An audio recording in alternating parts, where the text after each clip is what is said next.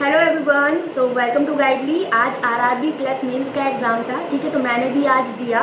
तो जिस हिसाब से मैंने आपको बताया था कि किस हिसाब से अटैम्प्ट करना है, तो मैं आपको अपना बताऊं कि मैंने आज किस हिसाब से चीज़ें अटैम्प्ट की थी, ठीक है।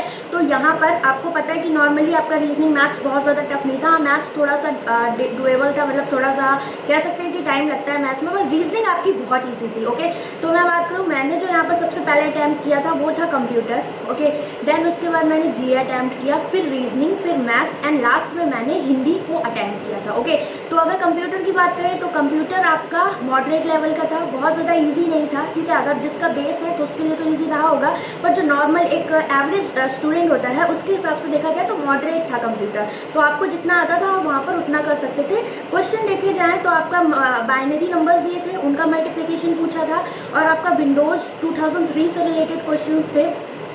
ओके, और बात किया जाए तो आपका पोर्टेबल मतलब पीडीएफ आप कैसे बनाते हो अपना नॉर्मल एमएस ऑफिस में, तो वो सारी चीज़ें थी। मतलब कुछ क्वेश्चंस आपके बिल्कुल नॉर्मली जैसे रिलेटेड होते हैं आपके जो वर्किंग से एमएस ऑफिस के, उससे रिलेटेड थे। ओके, तो मैं बात करूँ तो हाँ, कुछ डुएबल थे, कुछ में टाइम लग रहा था, ठीक। अब बात करते हैं आपका जीए का सेक्शन। तो जीए में सब लोग कह रहे हैं कि मतलब पता नहीं क्या ट्रेंड आ गया है, बट मैं आपको बताऊँ यहाँ पर तो जीए आपकी स्कीम्स देखो, मैंने पहले ही बोला था कि आपका आरआरबी का एग्जाम है, तो आप इरिगेशन की स्कीम हो गई, किसान क्रेडिट कार्ड, और आपका जो भी स्कीम जैसे सौभाग्य स्कीम हो गई, इरिगेशन से रिलेटेड स्कीम हो गई, तो इन प्रधानमंत्री जनधन खाता जो आपका होता है, तो ये सारी स्कीम वैसे भी आपको पढ़नी ही होती हैं। आप बैंकिंग की तैयारी करो तो उनसे क्वेश्चंस थे। तो जो लोग यहाँ पर कंप्लेन करते कि मैम स्कीम से रिलेटेड क्वेश्चन पूछ ले, तो ये आप पढ़ के नहीं गए, तो आपकी यहाँ गलती है। क्योंकि आपने जब आरआरबी पीओ दिया, हमने भी आपको यहाँ बताया कि आप ये सारी चीज़ें पढ़िए, तो अगर आपने नहीं पढ़ी तो फिर वो गलत चीज़ है। G7 में कौन सा कंट्री नहीं है, तो वो जूस वाला जो आपका वो था, क्या कहते हैं ट्रिक, उससे क्या था, ऑस्ट्रेलिया आपका यहाँ पर नहीं है G7 का। तो ये छोटे छोटे क्वेश्चन थे जो आपके जीए से थे, और बाकी बात करें तो बहुत ईजी भी नहीं थी जीए। ओके, बट ये है कि आपका कुछ पार्ट डुएबल था, आप कर सकते थे, तो बोल सकते हैं कि जीए भी आपकी थोड़ी सी मॉडरेट थी।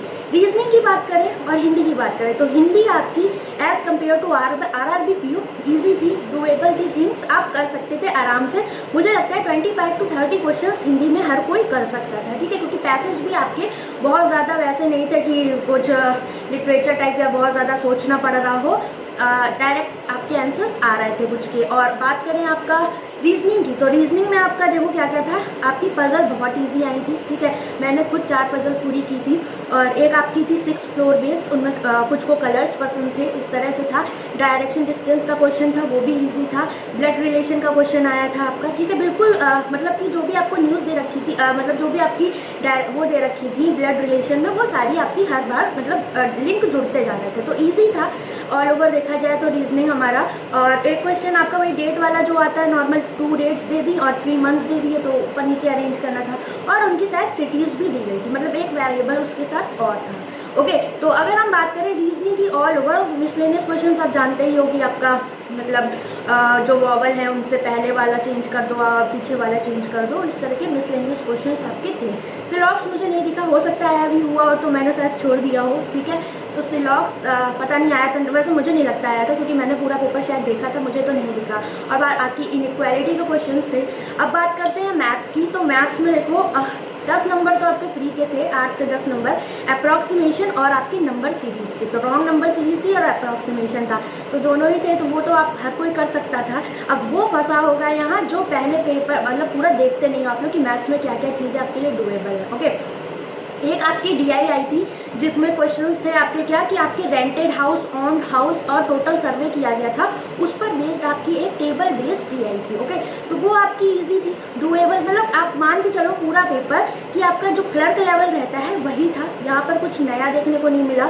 तो नॉर्मली अगर हम बात करें तो आपके अगर 125 to 130 अटैम्प्ट, या फिर मान लो कि कट ऑफ जैसे हाई चली जाती है, अनएक्सपेक्टेड भी हो जाती है बहुत से स्टेट्स की, तो 130 to 140, जहाँ पर ज़्यादा जाती है वहाँ पर 140 मान लो, जहाँ पर एवरेज जाती है वहाँ पर 125 to 130, इतने अटैम्प्ट्स तो हर कोई करके ही आया होगा, ठीक है। इतना तो मतलब मानते हैं कि अगर जनरल कैटेगरी से हो तो इतने तो आपके अटैम्प्ट्स होने चाहिए, क्योंकि आपका यहाँ पर जीए है या आपका कंप्यूटर हिंदी है, तो कुछ क्वेश्चंस गलत भी होते हैं, ठीक है। एक एवरेज स्टूडेंट का देखें तो वो गलत भी करता है, क्योंकि ऐसा नहीं है कि आप कुछ क्वेश्चंस में गलती ही ना करो, ठीक है। मेरे साथ खुद हो जाता है जो चीज़ें मैं यहाँ पर देखती हूँ, तो आपको बस इतना ही बोलना है कि पेपर आपका बहुत ज़्यादा टफ नहीं था, तो पैनिक ना हो। मैंने आपको बता दिया कितने कितने अटैम्प्ट्स आपके इस तरह से होने चाहिए थे। बाकी आपके जो स्टेट वाइज वैकेंसीज निकलती हैं उस हिसाब से मैं एक कट ऑफ की वीडियो आपकी बना दूँगी कि किस हिसाब से हमारे कट ऑफ जा सकती है। ओके, तो नॉर्मली बात करें पेपर का ऑल ओवर यही रिव्यू था पूरा। और कोई सब्जेक्ट रह गया? हाँ, हिंदी रह गया।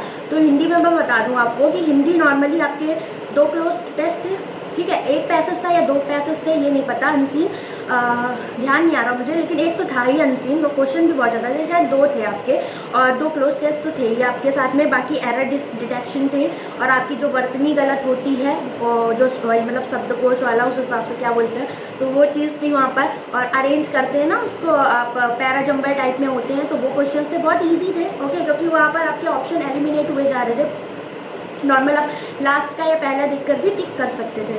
और बात आती है आपकी एरर डिटेक्शन की, तो वो मुझे पता नहीं क्यों कभी कभी ऐसा लगता है कि त्रुटि रहित है, तो जो मुझे डाउट था वो मैंने वहाँ पर छोड़ दिए थे। और वैसे ऑल ओवर बात करें हिंदी, तो आपकी आरआरबी पीओ से ईजी थी, ठीक है। 25 से 30 क्वेश्चन आप आराम से वहाँ पर कर सकते थे। जो डाउट हो वो आपने ऑब्वियसली छोड़ा होगा, नहीं तो देखो गलत होने से अच्छा है कि हम उस क्वेश्चन को छोड़ दें, वो ज़्यादा ठीक रहता है ना। नहीं तो फिर हमें वहाँ पर क्या फ़ायदा कि नेगेटिव मार्किंग हो जाए, तो वो चीज़ें हमारी ख़राब होती हैं। और बात करें जीए और कंप्यूटर की, तो ये आपका मॉडरेट लेवल का था। और मैथ्स में बात करें तो आपके कुछ क्या कहते हैं, कुछ क्वेश्चंस अच्छे थे जो मुझे लगे। मैं अर्थमेटिक में कराऊंगी आपको, ठीक है, जब प्रीलिम्स की क्लासेस होंगी उसी में कराऊंगी।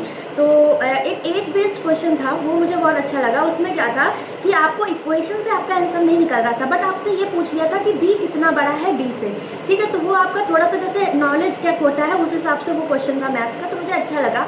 और एक क्वेश्चन आपका था मेंसुरेशन में, आपका था रेक्टेंगल से रिलेटेड कि आपकी लेंथ और ब्रेथ बढ़ा दी, फिर उसके बाद दोनों का एरिया पे कोई फर्क नहीं पड़ा, तो दोनों का एरिया हमें इक्वल करके एक्स की वैल्यू निकालनी थी। आई थिंक वो हमारी 12 आई थी और फाइनल आंसर हमारा 180 था। ओके, तो इस तरह से आपके क्वेश्चंस थे। ज़्यादा बात करें तो आपकी जो वर्ड प्रॉब्लम्स थी वो थोड़ा सा टाइम टेकिंग थी वहाँ पर। ओके, तो आप उस हिसाब से देखो। यहाँ पर क्या होता है, कभी भी हम एग्जाम अटैम्प्ट कर रहे होते हैं तो जरूरी नहीं कि मैथ्स में महारत हासिल है तो नहीं भाई हम इसमें 30 ही करेंगे। ओके, आपको लग रहा है कि यहाँ पर आपका टाइम बहुत ज़्यादा जा रहा है, तो हम वहाँ पर क्या करेंगे, हम उसको स्विच करके किसी और सेक्शन पे चले जाएं, ठीक है। तो मैंने लास्ट में हिंदी अटैम्प्ट किया था, तो मुझे इससे फ़ायदा ये हुआ कि मेरा जो रीजनिंग और मैथ्स का सेक्शन था वो मैंने अपने हिसाब से जो मुझे उसमें करना था वो हम वहाँ अटैम्प्ट कर सकते थे। बट लेकिन अगर हम यहाँ पर हिंदी पहले अटैम्प्ट कर ले तो वो बहुत ज़्यादा टाइम चला जाता, तो फिर वो प्रेशर माइंड का आने लगता है आपका बाद में रीजनिंग और मैथ्स पे, और आपको आते हुए क्वेश्चन भी आप गलत कर देते हो। और एक 11th फ्लोर की क्वेश्चन आया था रीजनिंग में,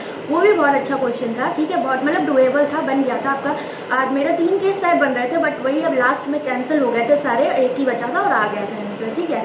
तो ये था पूरा पेपर का ओवरव्यू, और आपकी जो कट ऑफ होगी वो मैं आपकी नेक्स्ट वीडियो में प्रोवाइड कर दूँगी। Okay, bye bye, take care.